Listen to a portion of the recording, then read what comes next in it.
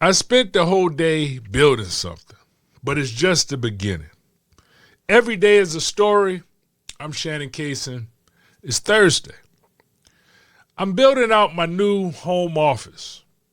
I love home office spaces. I look at them on Instagram. I just like home office spaces. I look at them like big booties. You might look at big booties. I look at home office spaces. Well, I look at big booties too. I'm not going to lie. But I planned my home office space. I'm moving.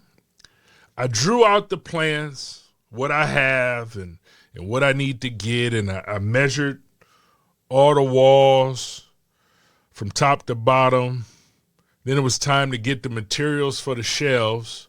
So I went to Home Depot. I bought all the boards from Home Depot, these long boards. I had them hanging out the window of my car, driving them to the house. And recently I've been a do-it-right do-it-yourselfer. I've always been a do-it-yourselfer, but I'm at a point that I'm just doing everything right. So I measured all the room twice. So measure twice, cut once. And then I put out the horses, put out the boards, cut the boards, sanded the boards, stained the boards to match all the wood that was already in the room. Then I polyurethaned everything so it'll last the length of time and it always will look good.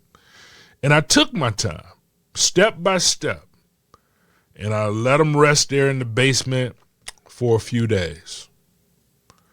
Yesterday was my time to install the boards. So I took care of all my errands early in the day, like the start of my day, did all the things that I had to do for everybody else so I could have this time all to myself. Like I love these moments to myself, like shining my shoes or fixing my bike. I love these periods, and this is my time to put up my shelves.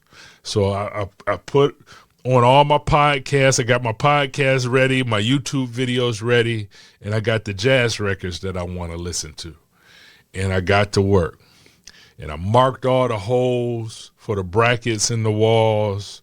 And I looked for studs, and where I couldn't find studs, I wanted to put pre-drill holes for anchor supports. So the boards will stand the test of time, that they won't fall over, or once I fill them up with books and stuff, that they won't break down. So I stood back and I looked at the first shelf that I had put up, and it looked good. The wood matched everything else in the room. It looked good. After that first shelf, I had to pull all these long boards that I had prepared out of the basement, but I couldn't swivel them through the house, so I had to take them out the back door. And I had to walk around the house to the front door to get them into the back room. Some of these boards are as long as 9 feet because I'm putting boards all throughout the room. And I put a bracket on one end and I'll secure it. And then I'll rest the board on that bracket and I'll hold it in my hand on the other end, all while I'm balancing a level at the top to make sure everything is level, to make sure everything is straight. And I'll put in the other bracket, and this is all while Hank Mosley saxophone is playing in the background from the jazz vinyls. And then I put boards all around this small room, and I'm balancing one end and I'm attaching the other, and I'm standing back to see if it's straight to the eye, because it can be straight with that level, but you got to see it with your eye to make sure that it looks right. And they all look great.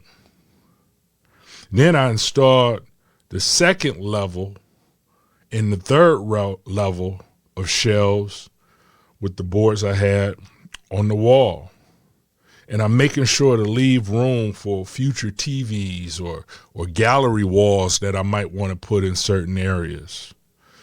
And at the end of it all, it took the entire evening. Like, it was past dinner time. It was past my bedtime because I go to sleep pretty early.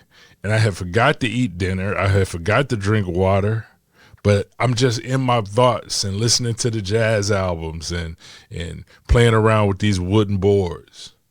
And I stood back after I installed everything. I just stood back and I looked at all the work that I had done. And these shelves would be filled with novels and nonfiction and books that I bought over the years and books that have been passed down to me. They'll be filled with pictures of family and friends, trinkets from trips, and greeting cards that I might get over the years and birthdays, and secret papers hidden in the pages of certain books, and obituaries and old Bibles, because I have obituaries and old Bibles now, but there'll be more. But right then, I was just looking at all of it, and it was all bare. Everything was empty. It's just empty shells. But it was beautiful to me. And I love the anticipation of creating the space that will soon be lived in.